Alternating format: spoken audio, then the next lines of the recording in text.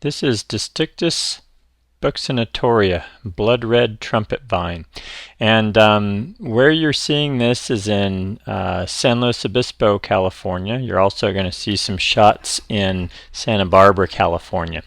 And as you can see, this is a very long vine. It's an evergreen flowering vine. The name describes the flowers, which are 3 to 4 inch long red trumpets with a yellowish throat. And here it is over an archway in Santa Barbara in a commercial property.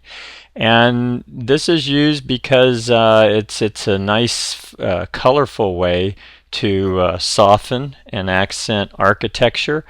And also, it's a nice way to provide color over a long period of time. Where these are used, where I already mentioned, these bloom much of the year.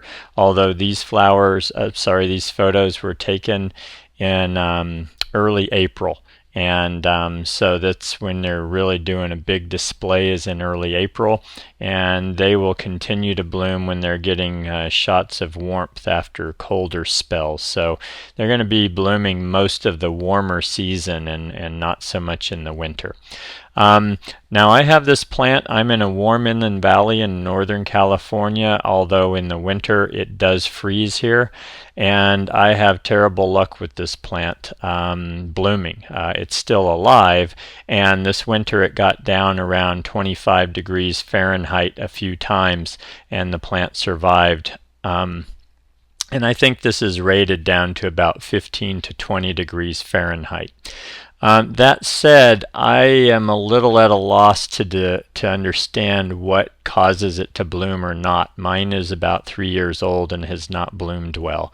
That said, down in coastal areas like San Luis Obispo and Santa Barbara and Los Angeles, I always see this thing blooming quite a bit. So I think if you put it in an area where it's a little milder, you're going to get better results out of it. This is a Mexican native, and I would think that more moderate temperatures are probably what it favors. Maybe our cold is just enough to really make it not happy. I don't know.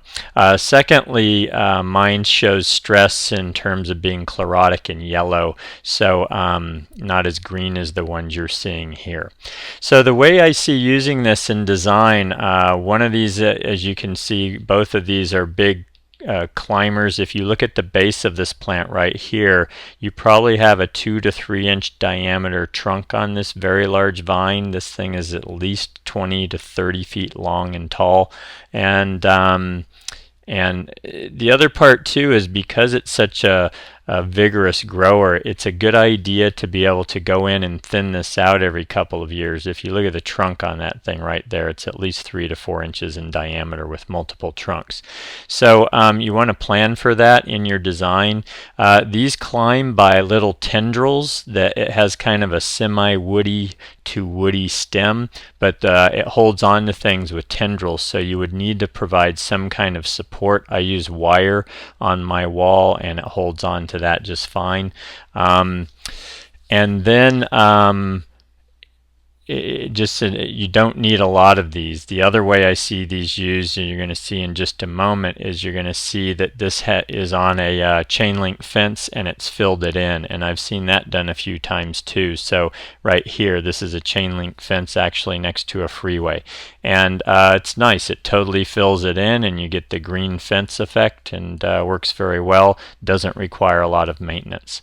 So I'd say for it to look its best, every few years to come in and kind of thin out the dead undergrowth is a good idea. But other than that, this is a low maintenance vine only if you give it a place to climb on. Otherwise, it's just going to keep rambling and get into trouble. These prefer full sun. They are drought tolerant once they're established, and they prefer sandy, kind of well-drained soils to do their best. And that is Distictis buccinatoria, blood red trumpet vine.